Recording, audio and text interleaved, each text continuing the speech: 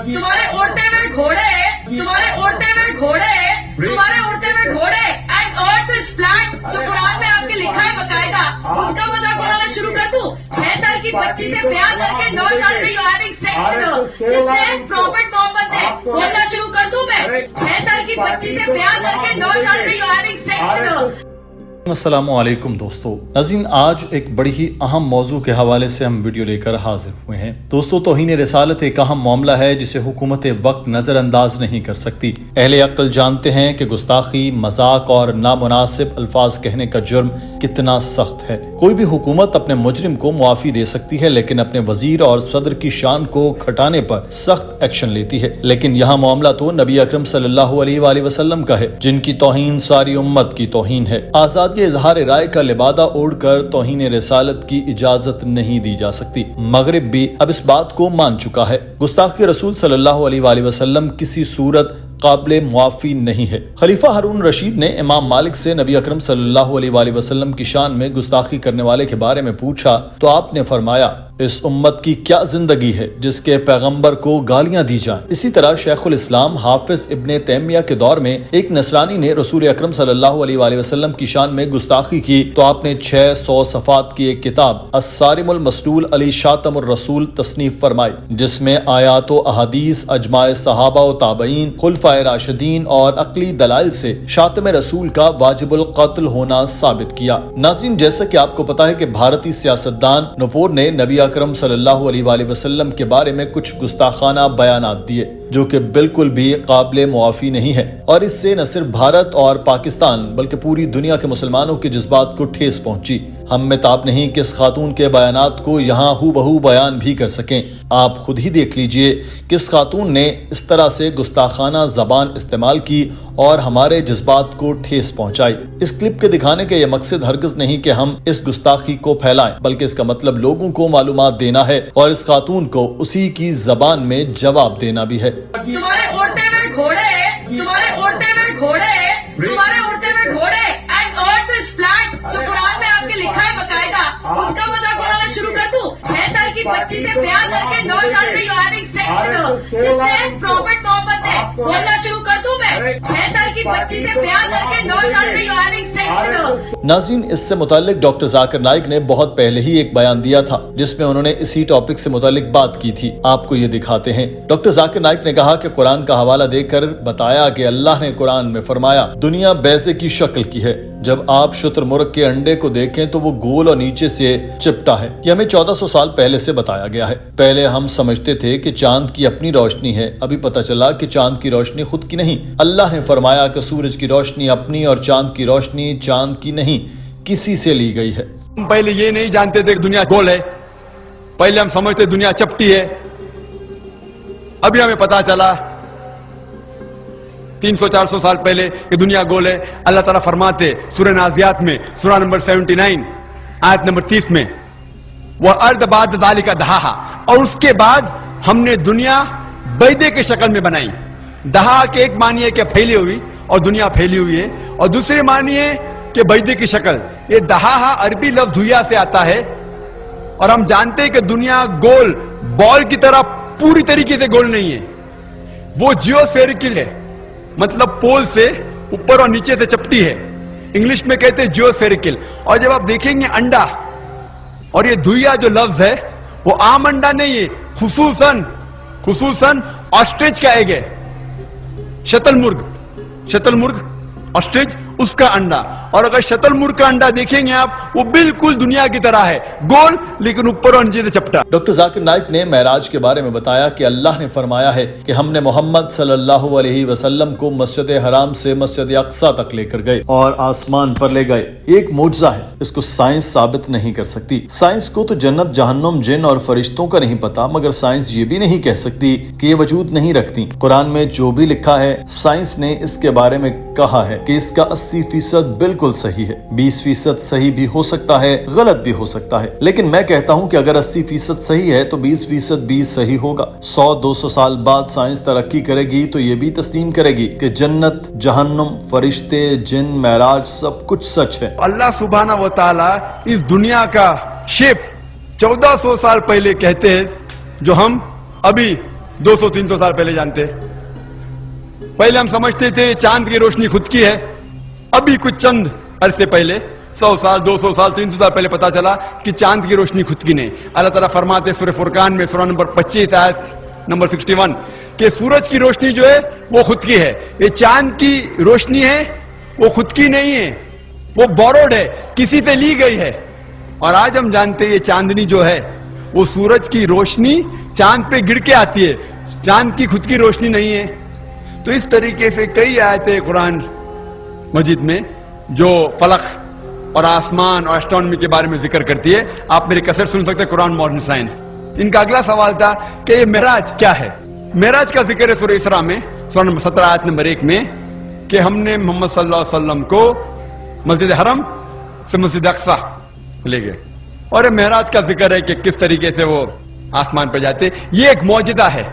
Science इतनी तरक्की नहीं कर चुकी है कि सब कुछ कह सकती है। ये एक मौजदा है जो कुरान शरीफ में जिक्र है सूरह इसरा में सूरह नंबर 17 आयत नंबर 1। ये एक मौजदा है कि अल्हम्दुलिल्लाह मोहम्मद सल्लल्लाहु अलैहि वसल्लम ने मिराज किया। साइंस हर चीज के बारे में इल्म नहीं रखती। साइंस को ये भी नहीं इल्म है कि जन्नत है जहन्नम है। साइंस को ये भी नहीं इल्म है कि जिन है या फरिश्ते। लेकिन साइंस ये भी नहीं कह सकती कि जिन नहीं है, फरिश्ते नहीं है, जन्नत नहीं है, जहन्नम नहीं है। तो मैं कहता हूं जो भी कुछ कुरान मजीद में लिखा हुआ है 80% साइंस ने उसे तहकीक करके कह दिया 100% सही है। 80% जो कुरान शरीफ में साइंस के बारे में जिक्र है उसे साइंटिस्ट कहते हैं कि 100% सही है। 20% एम्बिगुअस है, हमें नहीं पता, सही भी हो सकता है गलत भी हो सकता है।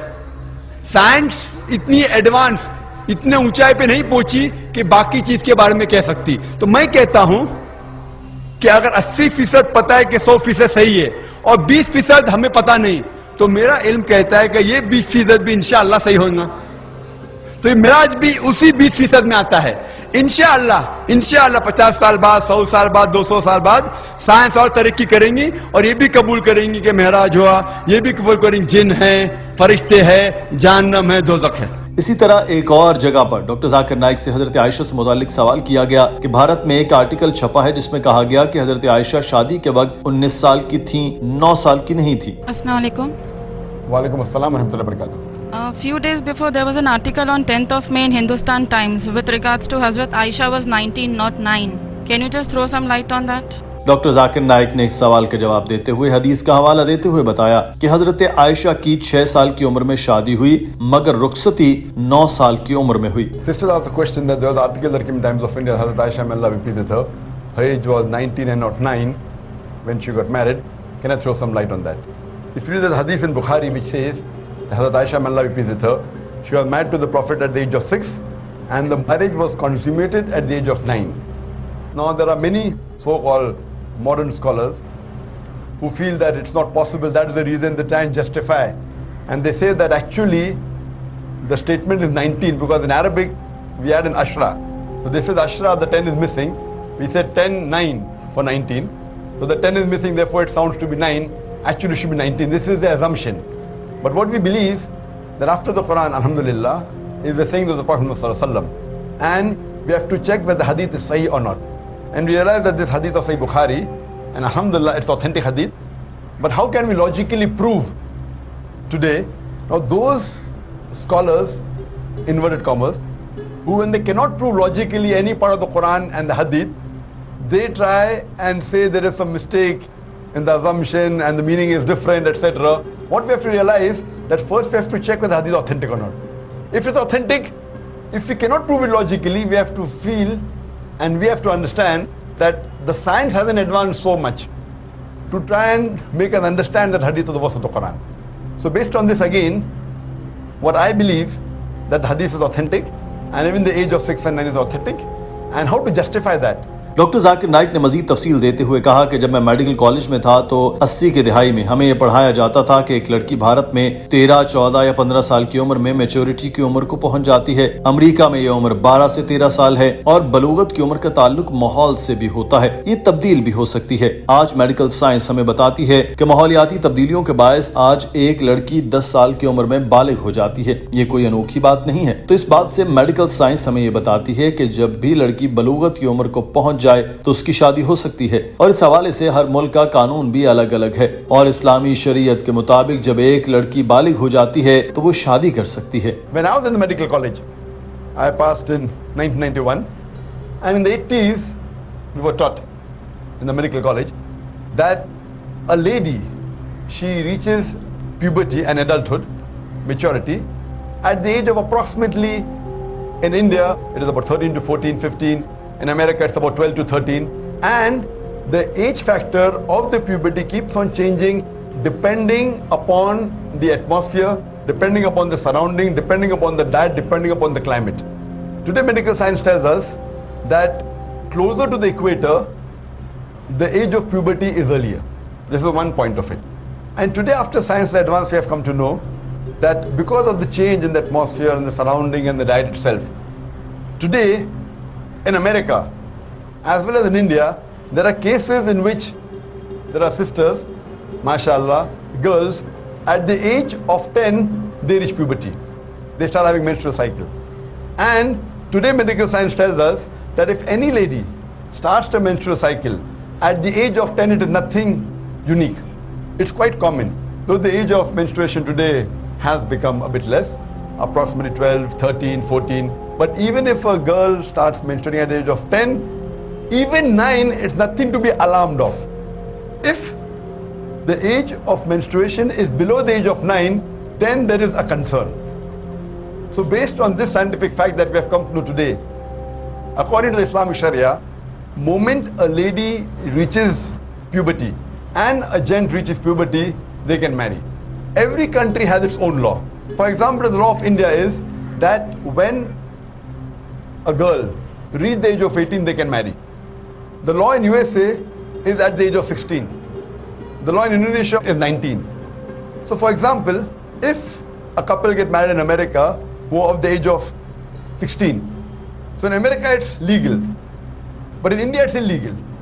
Now why has India chosen 18 and America chosen 16, we don't know. And there is a state in America called Texas, where coming down generations that it's common to marry early. So therefore in Texas state alone, even if the girl or the boy, they are of the age of 14, they can marry, it's legal. So there's a separate law for Texas because that's the society. So at the age of 14, if a girl or boy living in Texas marries, it's legal. What's illegal in India is legal in America. What is legal in India is illegal in Indonesia or Malaysia. So what we realize that everyone has his own criteria. As far as the Islamic criteria is concerned, I told you that once a girl or a boy reach the age of puberty, when they get matured, they can marry. ناظرین، یہ تو اس خاتون کے توہین آمیز remarks کا اسلامی حوالہ جات سے بیان تھا، مگر آج اسلامی دنیا بھی جاگ چکی ہے. پاکستان کی طرف سے ہر لیڈر، ہر سیاستدان اور شعبہ فکر سے تعلق رکھنے والے شخص نے اس پر اپنا احتجاج ریکارڈ کرایا ہے. بی جے پی ترجمانوں کے آپ صلی اللہ علیہ وآلہ وسلم کے شان میں دیے گئے توہین آمیز بیانات کے خلاف دنیا بھر سے شدید رد عمل سامنے آ رہا ہے. سعودی عرب، افغانستان سمیت مسلم دنیا نے مذمت کی. بھارتی سفیر کو طلب کر کے احتجاج ریکارڈ کرایا گیا. خود بھارت میں بھی مظاہرے ہو رہے ہیں. کانپور میں سیکیورٹی سخت کر دی گئی ہے کیونکہ مسلمانوں کا ایمان جوش پر ہے.